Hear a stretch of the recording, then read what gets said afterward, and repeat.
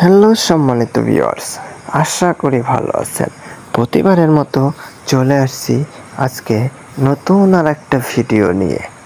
গাছপালা, বন জঙ্গল, এখানে মাটিরও ঘ্রাণ আছে। পাখির কোলাহল, পাখির কিচিরমিচির শব্দ শুনে মনে করতে পারছেন আপনারা আমরা কোনো অজপরা গায়ে চলে আসছি।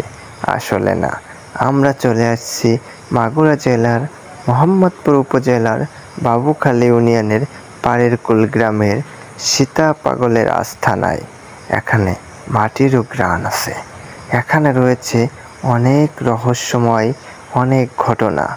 অনেকেই বলে এই সীতা পাগল তার নাম নিলে নাকি অনেক রোগ ব্যাধি অনেকের ভালো হয়েছে।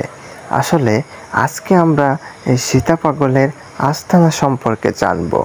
আসলে কি এখানে কি ছিল, কেমনে আসলো এই সীতা পাগলের আস্তানা।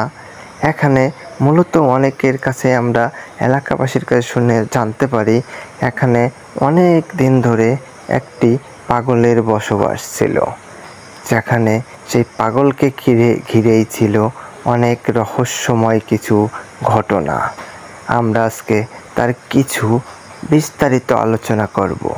অনেকেই ধারণা করেন এই সীতা পাগলের নাম নিলে নাকি অনেকের রোগ ব্যাধি ভালো হয়ে গেছে। আরও আমরা অনেক কিছু শুনতে পারছি এই জায়গা সম্পর্কে।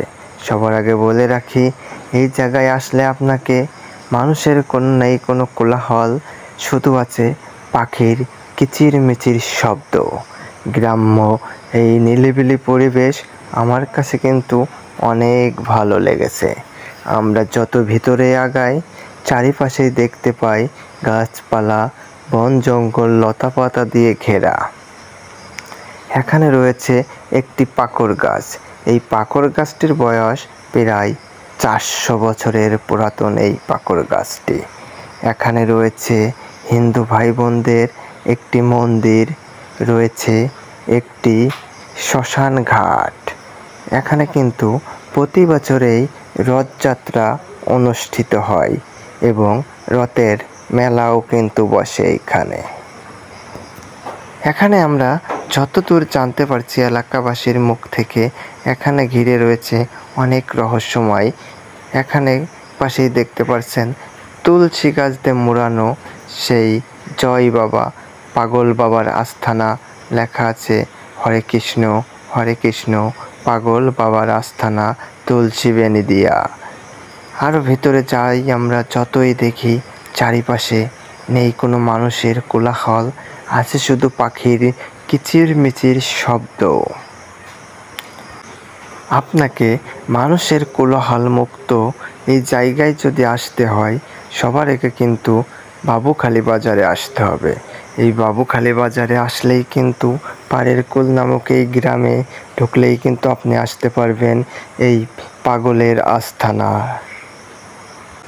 এই পাকড় গাছটি প্রায় 400 বছরের পুরাতন।